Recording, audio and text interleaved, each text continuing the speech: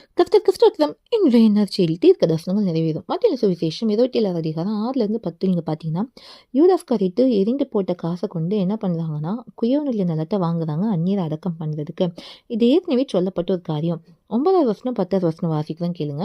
இஸ்ரவேல் புத்திரரால் மதிக்கப்பட்டவருக்கு கிரயமாக 30 வெள்ளிக்காசை அவர்கள் எடுத்து கர்த்தர் எனக்கு கற்பித்தபடி குயவனுடைய நிலத்திற்காக அதை கொடுத்தார்கள் என்று எரேமியா தீர்க்கதரிசியால் உரைக்கப்பட்டத புள்ள நிறைவேறிற்றும் வேறுன்னு சொல்லுது.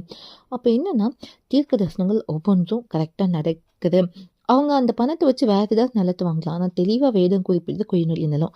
அப்போ இன்னைக்கு அதே வேதத்தில் தான் இருக்குது. இயேசு கிறிஸ்து சீக்கிரம் வரப்போகிறாங்க. நெட்லிட் ஜீவன் இருக்குது, நரகம்னு ஒன்று இருக்குது, எல்லாமே சொல்லியிருக்கு. அப்போது கர்த்தருக்கு பயந்தவங்க அவருடைய சித்தத்தபடி செய்கிறவங்க தான் எங்கே போக முடியும்னா பரலோக ராஜ்யத்துக்கு. இன்னைக்கு நம்ம என்ன பண்ணணும்? அதுக்கு ஆயத்தப்படுறவங்களா இருக்கணும், மற்றவங்களையும் ஆயத்தப்படுத்தணும். இன்னிலேருந்து உங்களுக்காக உங்கள் குடும்பத்துக்காக நீங்கள் தரப்பில் நிற்கும் போது நீங்கள் கர்த்தருக்காக வாழ்வீங்க. இயேசு கிறிஸ்து சீக்கிரம் வரப்போகிறார். அவருக்கு எதிர்கொண்டு போக நம்ம ஆயத்தமாகும். தீர்க்க தரிசனங்கள் நிச்சயமாய் நிறைவேறும். தேவனுக்கு மட்டுமே மகிழ்ந்தாகட்டும்.